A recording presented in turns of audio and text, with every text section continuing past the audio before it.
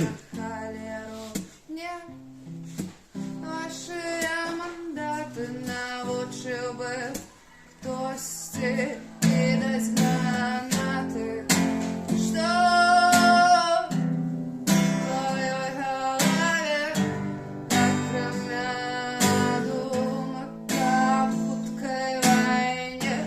Я уже дыхаю ледь вокруг только размовы про смерть.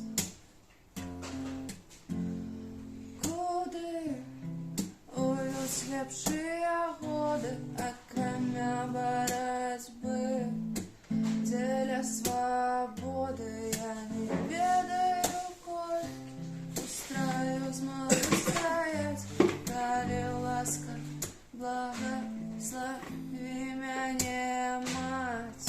Юнацкие очи, что глядят так серьезно, загинуть от помилок дорослых и будут сидеть годами за кратами, лежать у могилках поруч з братами.